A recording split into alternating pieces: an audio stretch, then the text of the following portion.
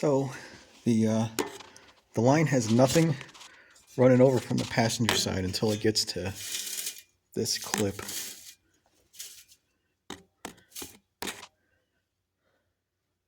Right here.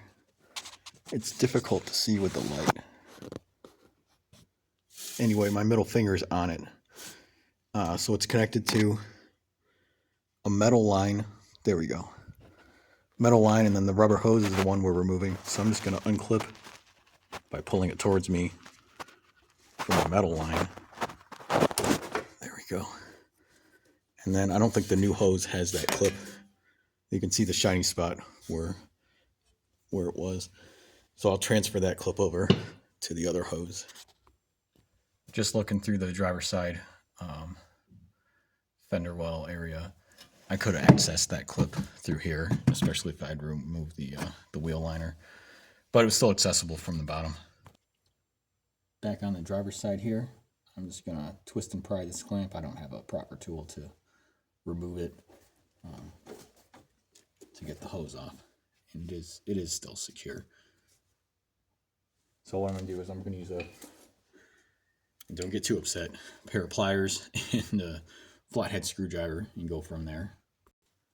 So I used 3 progressively larger flatheads, and I came in through the front of this like this and just kept rocking it.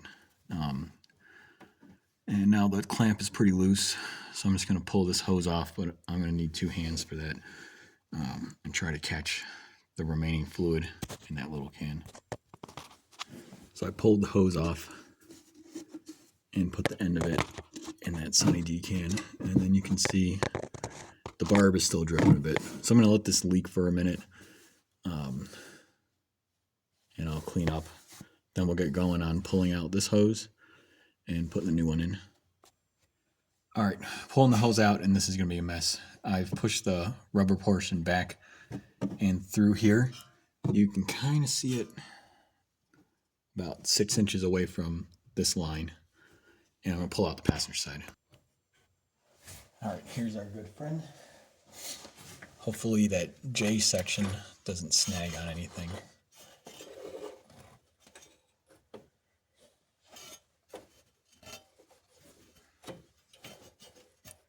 Any fluid that was in the hose probably started leaking out there.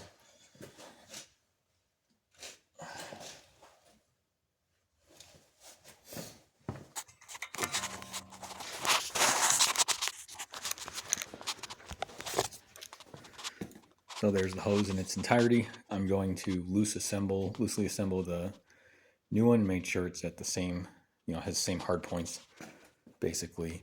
And I'll transfer over this guy. Looks like we might have an original part number if someone doesn't want to get the aftermarket piece.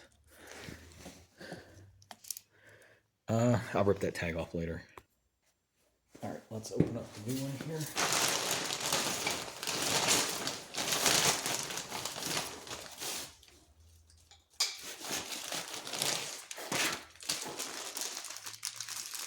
And I don't see myself replacing this barb.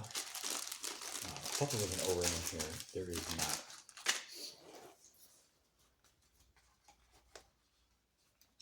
Let me get something to cut that zip tie.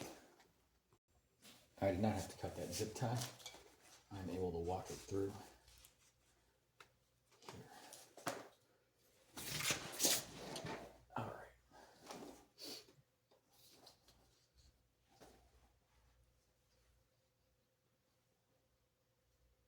So it looks like it's a good length as is. I will assemble this. I'm going to double clamp it if I have enough room. So I'll clamp here, I'll transfer this over to here, and should be able to put it back in the car. So I liked the heat shielding that was on there, so I kind of just cut it here. There's an adhesive that runs around it. Clean it up as best I could. I have a parts washer. I just haven't gotten the fluid for it yet. And I'm going to cut these zip ties, tighten this up, because this was pretty loosely done. So I'll roll this real tight, slide this over, Maybe drop a zip tie or two in since there's really no adhesive left on this. And then I'll connect the hose. So I tried to line everything up as best I could here. Here's the isolator and the clip that I transferred over.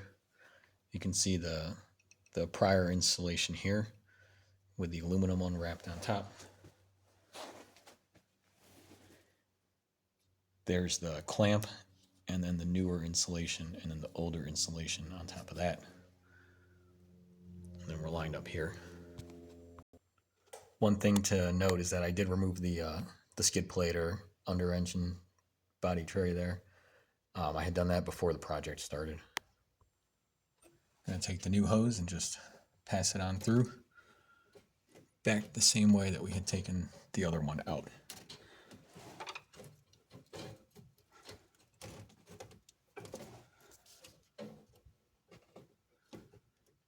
Looks like I dropped that rubber cushion down, the blue one here.